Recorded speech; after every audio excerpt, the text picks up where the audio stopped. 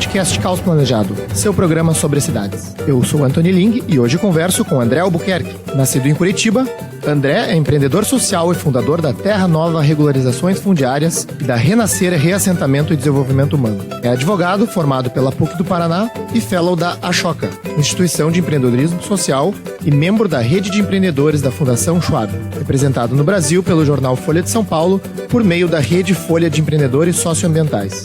André trabalha com dissolução de conflitos fundiários e soluções para regularização, reordenamento e urbanização de favelas e assentamentos precários desde 2001. Sejam bem-vindos e obrigado por ouvirem a 22ª edição do nosso podcast. Bom, André, obrigado por participar do podcast Caos Planejado. Eu queria começar te perguntando, então, se pudesse explicar para os ouvintes rapidamente o que faz a Terra Nova, né, e qual é o modelo de negócio de vocês. A Terra Nova é uma empresa de mediação de conflitos e regularização fundiária. A gente criou em 2001 para atender áreas que estavam sob júdice, né, ameaçadas de serem desocupadas, né, onde a população de baixa renda construiu casas e consolidou essas áreas e vive sob a insegurança da posse, vive sob a ameaça de despejo, né, de desocupação forçada. Então a gente criou uma metodologia para mediar esse conflito entre proprietários particulares e a população, organizando as associações de moradores, fortalecendo as lideranças e promovendo acordos judiciais entre esses proprietários dentro dos processos de reintegração de posse, de forma que cada morador possa pagar sobre o lote que está ocupando uma parcela mensal que cabe dentro da situação socioeconômica, né, da família, uma parcela mensal durante 5, 10 anos, enfim, para indenizar o proprietário pelaquela terra que ele perdeu. E com esse valor a gente faz projeto urbanístico, conduz a aprovação do projeto, enfim, faz todos os estudos até chegar à titulação desse morador no lote que ele já está ocupando. Entendi. Perguntando um pouco mais sobre a Terra Nova, assim, antes de entrar em regulação fundiária propriamente dita, vocês já tiveram mediações que não deram certo, né? Como é que funciona isso, assim? Como é que surgem essas oportunidades, digamos, de regularização, né? E qual tem sido o sucesso de vocês em concluir essas mediações? A gente tem tido bastante sucesso nesse tipo de mediação, porque normalmente os proprietários de áreas ocupadas, eles já estão cansados da briga judicial, isso tem custo para eles, e alguns deles não têm nem perspectiva de retomar a área. E mesmo aqueles que têm, o custo de promover uma desocupação é bastante elevado. O proprietário tem que pagar toda a ação da polícia militar e de remoção também das casas, dos escombros, né? Então isso tudo é muito caro. Então o proprietário prefere negociar e o morador também, porque o morador não quer ver perdida toda a sua economia, né? Normalmente a população de baixa renda tem aquela construção como o único patrimônio, né? Então a gente consegue essa solução, encontrar um ponto comum nesses interesses para que o morador pague um valor que caiba no bolso dele, né, de uma forma que o proprietário também tenha uma garantia de recebimento e aí encontrando uma solução que é boa para todas as partes. Hoje a gente tem 27 projetos dessa natureza e uma taxa de sucesso de quase 100% quando a gente inicia essa mediação. Legal, legal. E então a gente está falando aqui normalmente de ocupações irregulares, né, em terrenos privados, pelo que eu entendi, de famílias de baixa renda, né? E na hora dessa regularização, né, essas famílias elas estão qual que é a disposição ou a possibilidade que eles têm de conseguir arcar com os custos da regularização, como que é a aceitação deles em relação a essa nova realidade? Bom, a gente faz uma parcela em torno de R$300, R$350, né, para uma família pagar por mês. Isso, vamos dizer assim, é uma parcela mínima, mas quando a gente encontra famílias assim que seja comprovadamente frágil, né, do ponto de vista socioeconômico, a gente faz um laudo de avaliação daquela situação e até faz um parcelamento maior. Mas, de um modo geral, uma casa numa favela, em muitos lugares do Brasil, ela vale 70, 100 mil reais. Então, para uma família que às vezes tem uma força de trabalho aí de mais de uma pessoa, né, ela reuniu um recurso para adquirir a propriedade do lote, né, essa possibilidade, quer dizer, isso é factível, né, para essa família. E então a gente tem hoje nos projetos, assim, nos primeiros 3, 4 meses, uma adesão aí de 65% das famílias e uma inadimplência, né, de 1,87%, que é uma inadimplência bastante baixa, tendo em vista que a gente não faz análise de crédito, enfim, a gente concede aí a possibilidade de parcelamento para qualquer família que queira aderir dentro do projeto. Então, só por curiosidade, né? Vocês mostraram o case do Jardim Lourdes no documentário que está no Netflix chamado O Novo Capitalismo. E a gente vai colocar aí o link depois para os ouvintes, onde o trabalho do Terra Nova conseguiu suspender uma reintegração de posse de uma terra privada ocupada, né? Saberia informar assim, qual é o estado da comunidade hoje, se ela acabou sendo regularizada, o que aconteceu naquele caso que assim, ainda deixou um suspense no final da série? Bom, em relação a essa série e essa gravação, ela não é um trabalho típico da Terra Nova, né? Porque normalmente a gente atua como mediador mesmo do conflito e não está de lado nenhum dentro desse processo, né? Em 99% dos casos, a gente encontra uma solução pacífica. Nesse caso específico do Jardim Lourdes, o proprietário estava muito revoltado com a população, não quis negociar e a situação das famílias era desesperadora mesmo. Elas estavam prestes, já com data marcada, né, de desocupação. E aí a gente buscou no judiciário uma solução para que o próprio judiciário promovesse ou impedisse essa desocupação e promovesse aí, o ajudasse nessa conciliação. E foi isso que a gente fez. Então o processo ele não tem um desfecho ainda, né? A gente ainda não conseguiu solucionar esse conflito. Tivemos algumas audiências já de conciliação dentro do judiciário. Enfim, ainda estamos na esperança de conseguir um acordo para que as famílias que já estão lá há mais de 10 anos possam efetivamente pagar ao proprietário uma indenização e adquirir os lotes e ter aquela área toda urbanizada e regularizada. Uma dúvida que eu tinha a respeito das propriedades, né, que vocês fazem as mediações, qual que é o estado das construções, né, nessas propriedades, né? Porque a gente sabe que essas áreas normalmente são irregulares, né, em terras privadas, mas não necessariamente, né, todas são favelas, né, ou como a gente conhece, né, ou como a gente chama de favelas, né, porque se a gente for ver dados, né, do Ministério do Desenvolvimento Regional, cerca de metade dos imóveis do país tem algum tipo de irregularidade, né? Então, como que você descreveria, né, o estado dessas construções, né, e também o aspecto social ao redor das comunidades que vocês fazem as mediações?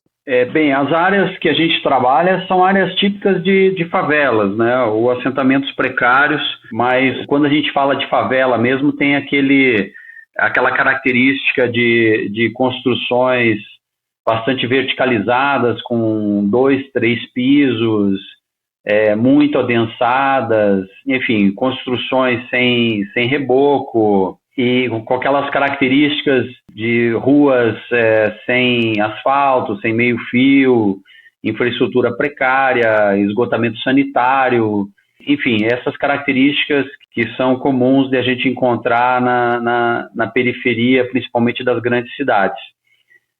Então, assim, a população que mora nesses lugares, às vezes até tem uma condição de comprar uma televisão boa, até um carro, né? Mas antigo, mas ela não tem condição de morar, né, de comprar sua infraestrutura, né, de ter abastecimento de água, esgoto, muitas vezes distribuição de energia elétrica, são privadas de acesso a essas infraestruturas em função de que elas devem ser implantadas pelo poder público. E elas acabam tendo que esperar a capacidade das concessionárias do poder público implantar.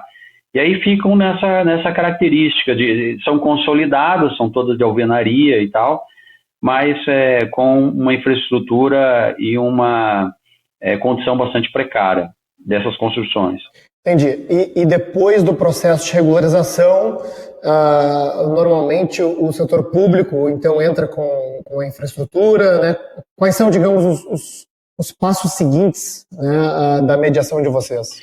Olha, quando a gente começou, a gente não inseria valores de infraestrutura nos projetos, onde a gente fazia a mediação para resolver o conflito fundiário, permitindo também que as pessoas pagassem aí o custo de regularização, que é esse custo de levantamento topográfico, elaboração de projeto urbanístico, condução desse projeto urbanístico para aprovação na prefeitura e registro no cartório de registro de imóveis, e até chegar à titulação das famílias. E a gente buscava parcerias aí com o poder público e com as concessionárias, negociava, inclusive apoiando as associações nessas negociações, para que a infraestrutura fosse implantada pelo poder público. Mas isso com o desenvolvimento do trabalho e a dificuldade, né, que a gente encontra hoje de que o poder público implante essas obras de infraestruturas básicas, né, a gente tem buscado inserir o custo de infraestrutura dentro dos projetos.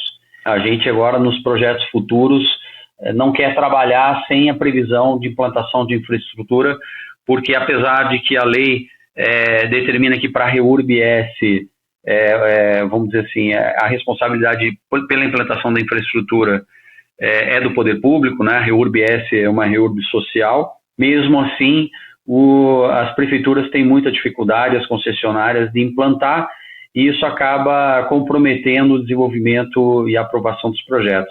Então, para que isso não aconteça, a gente agora já pensa no projeto com a inserção da infraestrutura para a gente conseguir viabilizar e melhorar de maneira mais rápida a condição de vida dessas populações que a gente trabalha.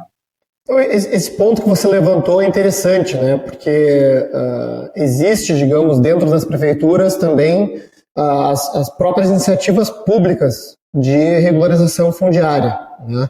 E talvez para um leigo, né, ou para alguém que não acompanha o assunto, a regularização fundiária feita, digamos, por uma entidade privada parece ser uma coisa diferente, né? Queria te perguntar como que você avalia, digamos, essa responsabilidade, né? Talvez tanto na prática como na lei.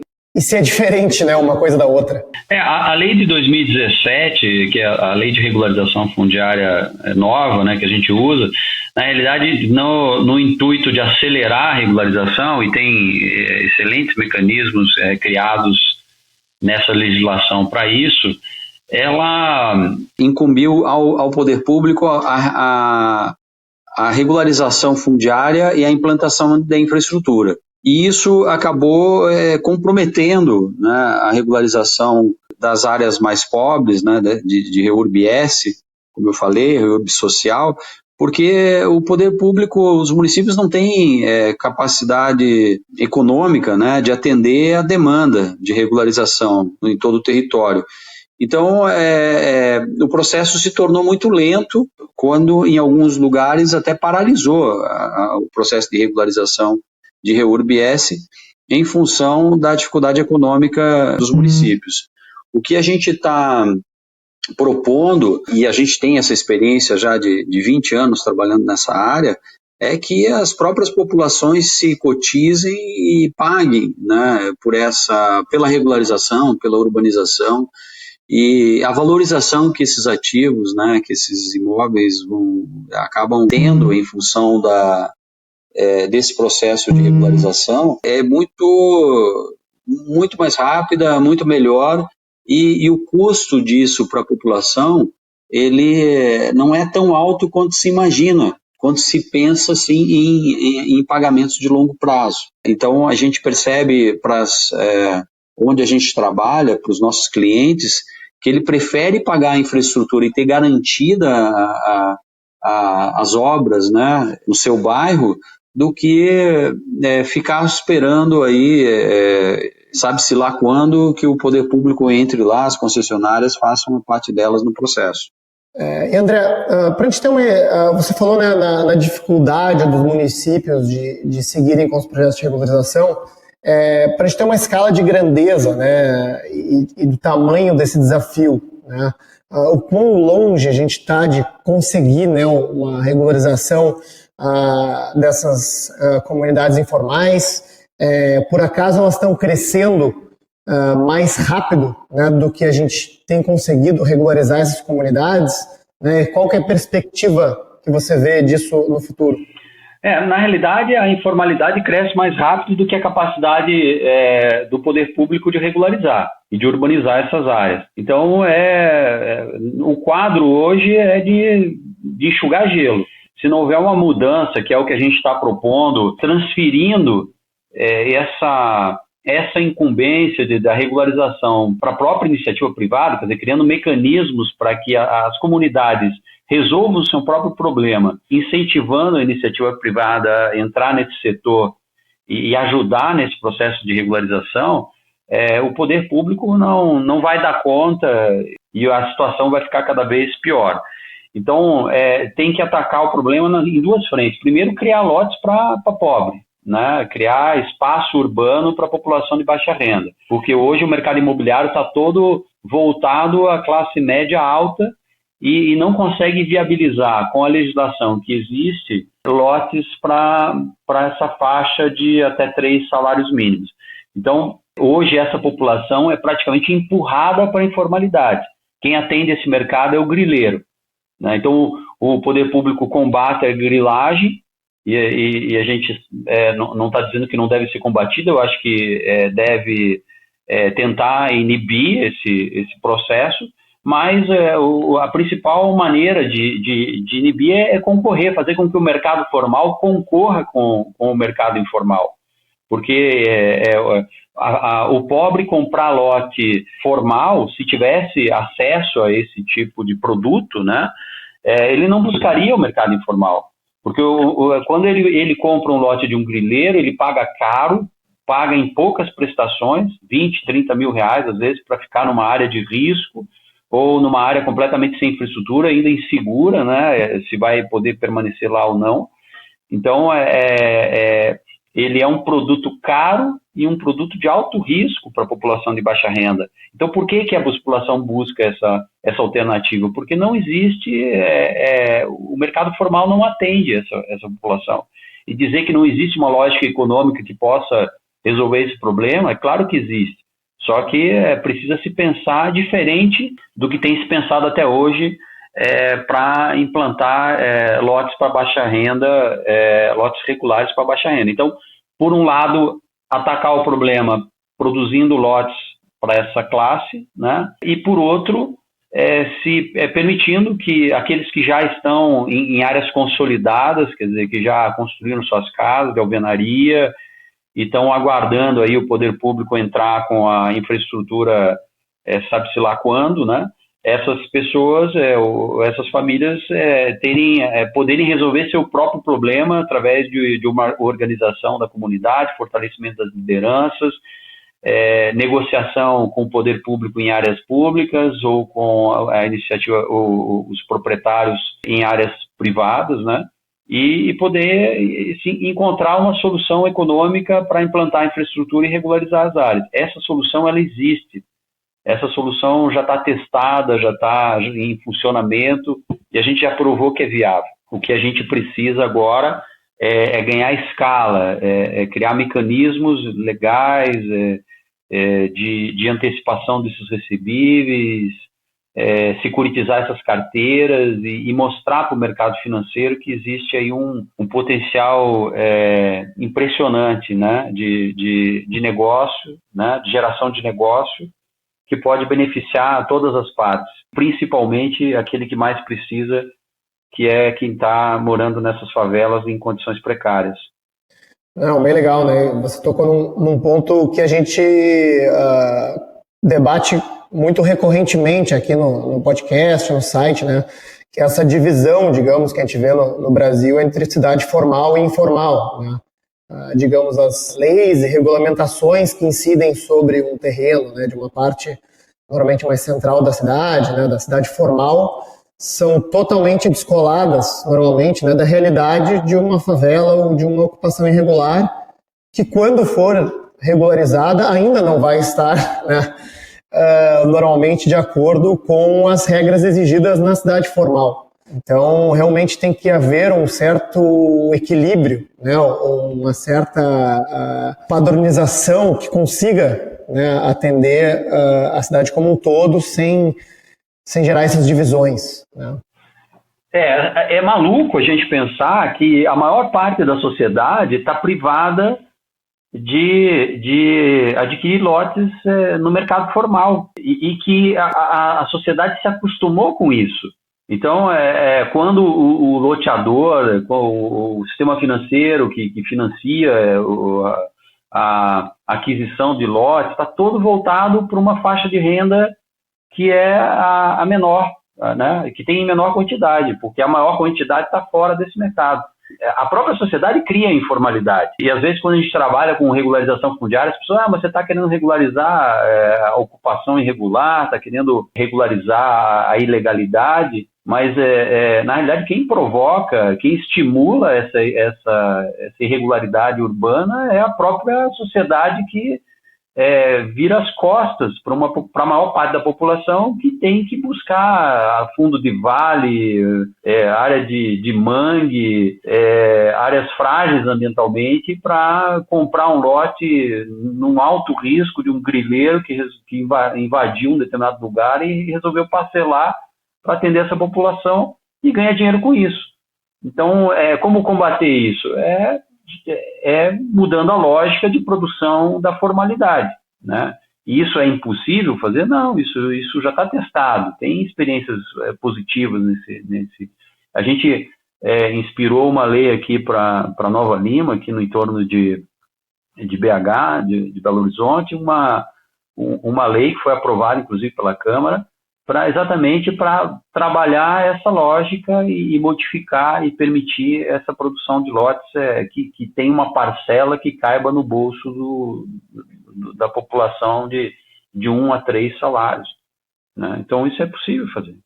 Inclusive eu acho que, se eu não me engano, tem uma lei federal, né, que tem um tamanho mínimo de lote de algo, acho que é 125 metros quadrados, algo assim, que também, né, leva a mais uma restrição, né, da acessibilidade de quem vai comprar aqueles lotes. Na realidade, a informalidade produz lotes de 70 metros. A média nas favelas é 70 metros quadrados, áreas super adensadas, e aí o grileiro sai parcelando isso e ganha uma fortuna explorando esse mercado, né?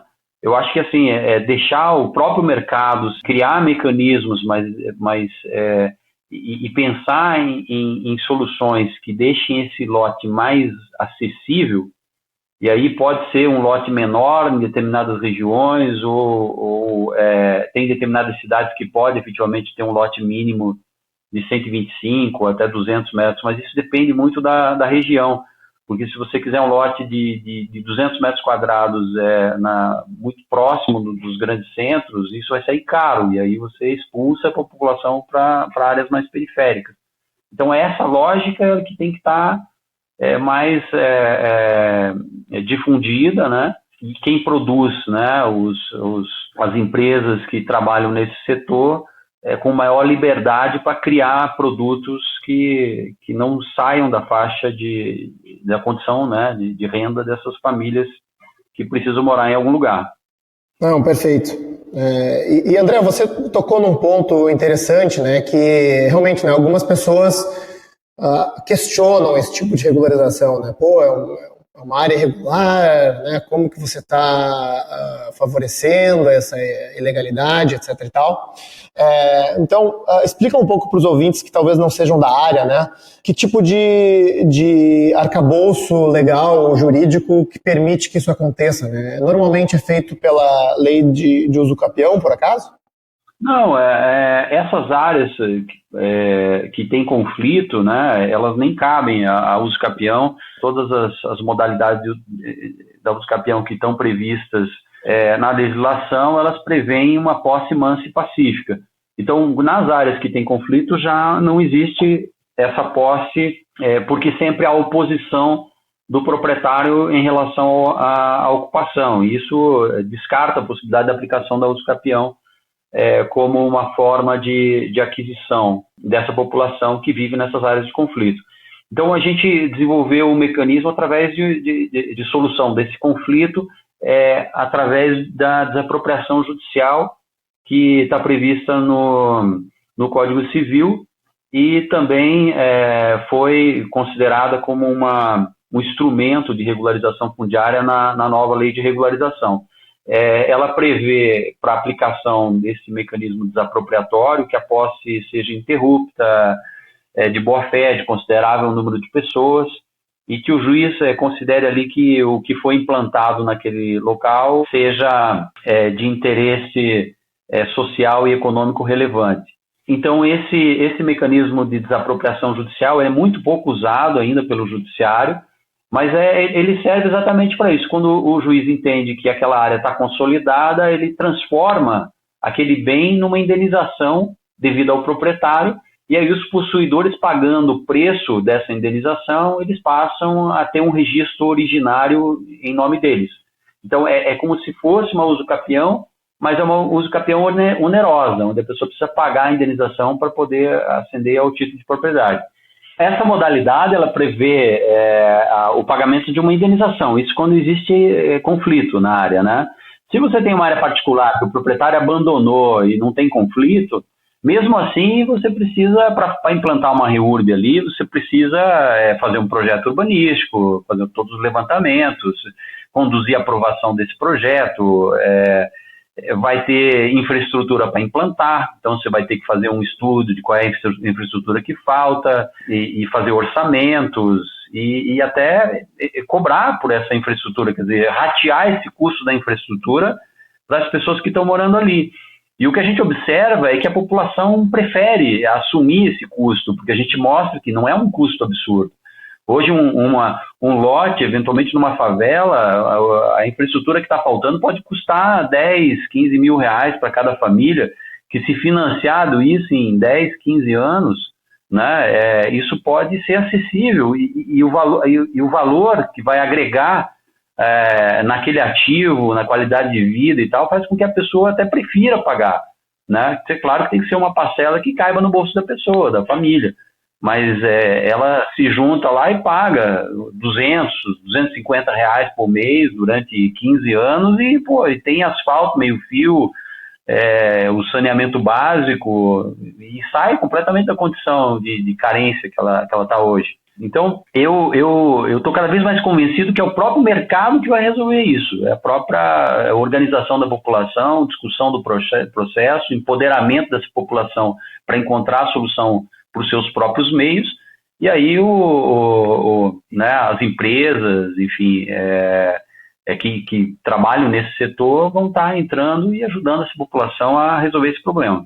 E André, nessas mediações que vocês fazem, né, porque quanto tempo normalmente essas comunidades estão estabelecidas ali, né? Porque, para quem não conhece, né, o uso capião é um direito que existe no Brasil que, né, ao fazer o uso, né, a permanência sobre uma propriedade por um determinado tempo, né, e aí depende do caso, pode ser 5 anos, 10 anos, né, sem que haja, né, um conflito, né, uma solicitação do proprietário, a pessoa teria direito, né, a tomar posse daquela propriedade. Então eu fiquei curioso, né, para saber, bom, se existe um paralelo aí ao processo normal de uso capião, né, se são comunidades já estabelecidas nas propriedades, como isso funciona normalmente? A uso capião ela tem que ser a posse mansa e pacífica sem oposição. Então, se tiver qualquer tipo de oposição do proprietário, não inicia o prazo de contagem da uso capião e aí você tem aí um impedimento da aplicação desse mecanismo. Então, se não houver oposição, dependendo do tamanho da área, pode ser 5 ou 10 anos para poder cumprir o prazo para ser declarado esse direito da pessoa, né, de ter a posse convertida em propriedade, né? Mas, de qualquer maneira, mesmo que ela obtenha o título de propriedade de forma gratuita ou declarada pela uso capião, para você transformar aquela gleba que foi ocupada em um título individualizado, você precisa de um processo de regularização. Você precisa desmembrar fazer um projeto de parcelamento daquela gleba. Então, isso também tem custo, isso também depende de uma série de ações, né, que hoje é o poder público que deveria fazer isso, né, e que não faz na escala que é necessário, para que pudesse individualizar aquele título para aquela pessoa, para que ela possa ter a matrícula em nome dela. E nas áreas públicas não cabe ao uso capião. Então, hoje, a pouca estrutura que os municípios têm para regularizar, eles já vão concentrar nas áreas públicas, porque já não tem a questão de indenização ao proprietário, enfim, é mais rápido, né, fazer regularização na área pública. Mas eu conheço municípios, trabalho com municípios que, mesmo em áreas públicas, a regularização está completamente parada por falta de estrutura, né, de técnicos, de recurso para medir essas áreas, fazer projeto urbanístico. E para aprovar um projeto desse, também demora, né, para que ele se efetive lá no registro de imóveis, né, o parcelamento ser registrado no registro de imóveis. Então é um processo longo e oneroso para os municípios, né, que tem muita dificuldade de fazer.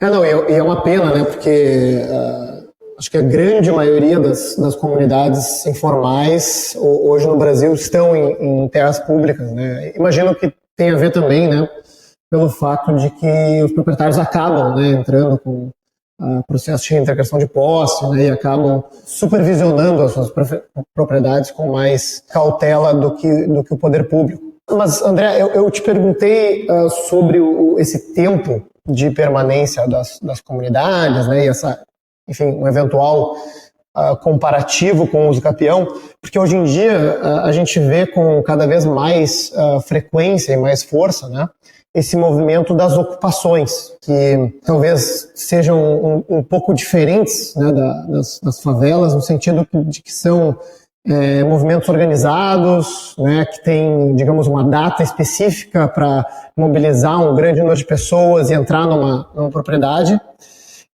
muitas vezes buscando, né, esse tipo de regularização ou desapropriação, né, de um proprietário num período de tempo significativamente menor, né, ao que normalmente é visto num processo de uso capião. Então, assim, como que isso eventualmente se relaciona, né, ou não se relaciona, né, com o trabalho que vocês fazem, e como que você vê esses movimentos, né, em relação à regularização das comunidades que vocês vêm fazendo? A gente começou trabalhando especificamente em áreas de conflito, resolvendo através da mediação e da criação de uma indenização ao proprietário e homologando esses acordos, resolvendo essa questão e regularizando essas áreas. Hoje a gente já está partindo para a regularização de outras áreas particulares que não têm conflito e até de áreas públicas, né? A gente tem solução, entendendo que existe um mercado, né, e existe uma necessidade de que essas populações de baixa renda que estão em áreas particulares sem conflitos ou em áreas públicas que elas também precisam desse serviço de regularização e também querem pagar por ele. Além do serviço de regularização, ainda muitas delas desejam até pagar pela infraestrutura para poder garantir uma melhora na qualidade de vida, em vez de esperar o poder público, como eu te falei. Mas um projeto como esse, às vezes demora 1 ano, 2 anos para botar em pé, né? Para poder negociar com todas as partes, conversar com o Ministério Público, com prefeituras, alinhar com o judiciário, né? Nessas que dependem de acordos judiciais. Enfim, é um processo que não é simples para se resolver. Mas ao longo desses anos a gente tem tido êxito e percebe que existe um grande mercado, não só para a Terra Nova continuar expandindo, mas para que outras empresas também se disponham e se lancem nesse mercado para que a gente possa resolver esse problema de uma maneira mais rápida e poder atender essa demanda de regularização que existe hoje. Não, perfeito. Eu vou ser um pouco advogado do diabo aqui, né? Mas, assim, esse trabalho de mediação seria feito com uma comunidade instalada com qualquer período de tempo, né? Porque o exemplo, né, que eu acabei pensando aqui seria assim, bom, um movimento de ocupação que entra numa propriedade, contrata a Terra Nova na semana seguinte para tentar a sua regularização imediatamente após, né, uma invasão, né, uma consolidação de uma comunidade numa propriedade, né? E, assim, como que vocês lidariam com isso? Ou se há digamos, um critério temporal, né, ou de avaliação de como que foi feita aquela entrada numa propriedade, né, antes de começar o trabalho de vocês? Não, a gente só trabalha em áreas consolidadas, né, áreas que o judiciário, o próprio Ministério Público ou a prefeitura entende que são áreas passíveis de serem regularizadas, que a população já está lá há mais de 5 anos. A própria lei determina que tenha mais de 5 anos, né? E uma favela com 5 anos, ela está toda estruturada já está toda construída, com casa de alvenaria.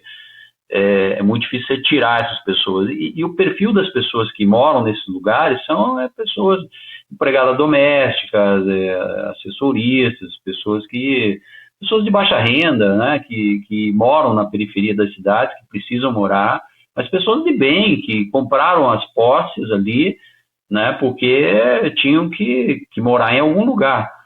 Então, são pessoas que querem pagar, que querem ressarcir o proprietário. Muitas delas nem sabiam, quando compraram a posse, que a área foi invadida em algum momento.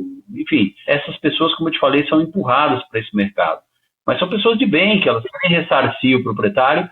Agora, a gente não trabalha em áreas com ocupação recente, áreas que ainda estão em processo aí de uma liminar, né, sujeitas a uma liminar de reintegração, pelo pouco tempo que tem de ocupação. Esse não é o nosso mercado, né? A gente não nem incentiva a ocupação, né, para depois regularizar. Eu acho que isso é um custo social tão grande que isso efetivamente tem que ser combatido, né? Mas depois que o poder público ou que a própria sociedade, né, o judiciário, enfim, deixou que aquilo se instalasse, se consolidasse, aí eu acho que isso já é do senso comum, né, de todos os gestores públicos e de todo mundo que trabalha nesse setor, de que aquilo ali tem que ser regularizado, né? Então, a gente trabalha nesse tipo de área. Não, entendi. Eu achei importante, né, ir um pouco mais a fundo nessa definição, porque realmente, né, é uma discussão muito corrente, né, no meio do urbanismo, nessa questão da dificuldade de acesso, né, à propriedade urbana.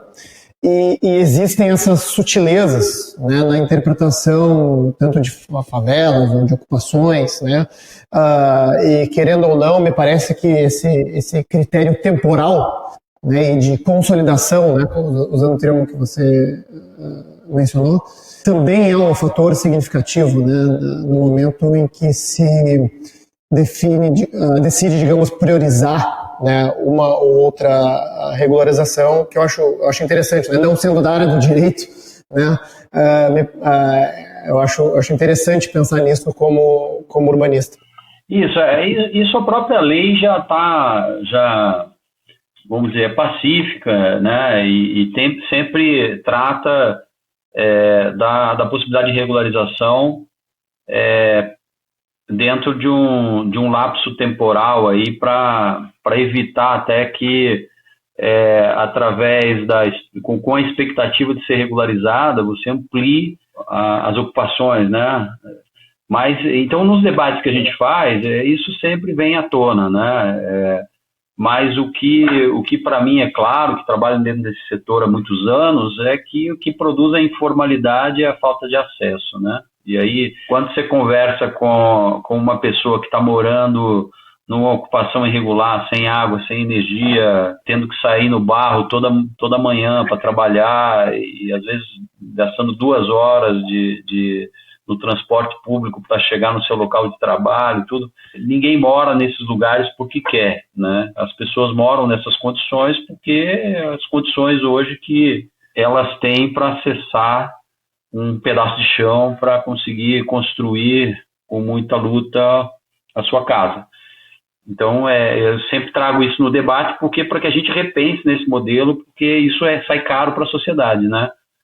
Permitir a ocupação ou de alguma maneira incentivá-la pela falta de acesso, né? E depois ter que regularizar, o que sai muito mais caro, né? Porque é muito mais dispendioso regularizar do que produzir lote. Não, concordo, né? Eu acho que a nossa prioridade, né, no caos planejado, em discutir acessibilidade à moradia, tem tudo a ver com isso. André, chegando agora ao final da nossa conversa, né? Queria só fazer uma última pergunta, né, para saber assim, quais são os próximos desafios da Terra Nova e que você vê para a expansão, né, da regularização fundiária no Brasil, né? Se você tem algum recado para quem gostaria de empreender, né, nesse tipo de solução, ou de prefeituras que gostariam de avançar nessa pauta, né, e também te deixar à vontade para fazer suas considerações finais e passar a mensagem que você quiser. O que eu quero dizer assim, que existe o que a gente faz não é fruto de uma experiência já de quase 20 anos trabalhando nesse setor.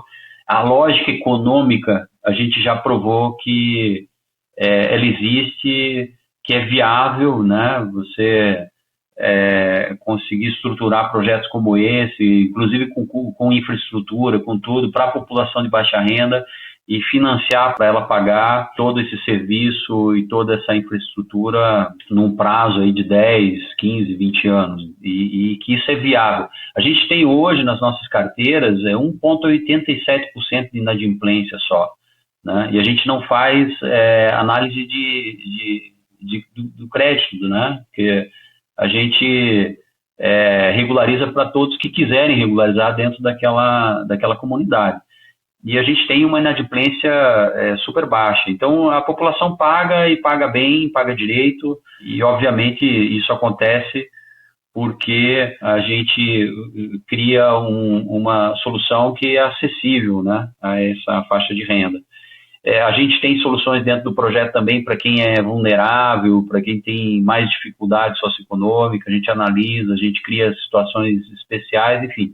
O projeto é um projeto social, tanto que a gente tem premiações tanto dentro do país quanto internacionais em relação ao impacto social causado por esse projeto, que é bastante positivo, e já tem um reconhecimento de que essa metodologia dá certo, né? Ela é considerada como um dos instrumentos notáveis de intervenção urbana pelo Lincoln Institute, que é uma fundação nos Estados Unidos, que trabalha nessa questão de acesso à terra.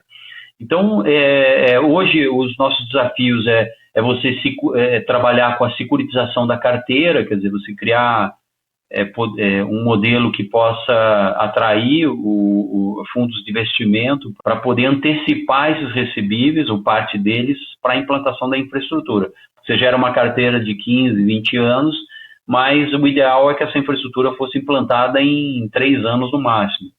Então, esse é o nosso desafio, e a gente está, se Deus quiser, vamos conseguir esse ano antecipar esses recursos e começar a demonstrar que existe uma viabilidade nesse tipo de operação para atrair o mercado financeiro para esse tipo de projeto, né? E melhorar aí e aprimorar os marcos regulatórios, né, a própria lei de 2017, para que possa ir criando mecanismos cada vez mais facilitadores para que a própria comunidade possa resolver seu problema sem depender do poder público para isso, né? Criando uma condição favorável de mercado para incentivar outras empresas que queiram entrar nesse setor e os bancos para financiar esse tipo de operação. E tenho certeza que esse é um mecanismo que pode ser ampliado e difundido em todo o país, que aceleraria muito a solução desse grave problema, né, de inadequação de moradia, e que isso seria uma grande solução, né, uma solução independente, uma solução que cria um empoderamento dessas comunidades e que pode ser aí replicada em larga escala. E assim, aí a mensagem que eu deixo é isso, né? Que a gente tem que pensar numa sociedade mais igualitária, com oportunidades para todos, né? E não querer e mudar esse pensamento de que é o poder público que vai resolver, que tem que atender essa população de baixa renda, porque isso está incrustado também, né, nos próprios gestores, né, que é o poder público o grande solucionador desses problemas sociais, e na realidade a gente tem que abrir a mente para pensar que as soluções estão dentro do próprio mercado, né? A gente pode transformar tudo isso num bom negócio, num negócio social, num negócio que tenha foco no impacto, mas um bom negócio para todos, para quem compra, para quem opera, para quem produz, né, e para quem vende esse serviço. E isso aumentaria muito a escala de intervenção e traria aí essa população para dentro da formalidade, criando oportunidade para todos. Muito legal, André. Foi um prazer falar contigo. Para os ouvintes, se eles quiserem te encontrar ou saber mais sobre a Terra Nova, como que eles podem fazer? Bom, o nosso site é www.grupoterranova.com.br e meu e-mail é andré.albuquerque@grupoterranova.com.br. Podem entrar em contato comigo, enfim, estou aí aberto para discutir sobre essa questão, entrar em debates, seminários, e a gente está propagando esse modelo que a gente tem certeza que pode ajudar muitas pessoas. Isso faz parte da minha missão de vida, né? Melhorar a condição de vida dessas populações e para a gente criar uma sociedade mais justa, mais equânime e que isso traga felicidade para todos. Esse foi nosso 22º episódio, onde conversamos com André Albuquerque. Você pode encontrar os links para os artigos citados ao longo da conversa na descrição desse podcast. Agora você pode apoiar o Caos Planejado. Visite caosplanejado.com para conferir nosso site e faça uma doação para nos ajudar a levar essa conversa a um número ainda maior de pessoas, com novos conteúdos e em formatos cada vez mais acessíveis.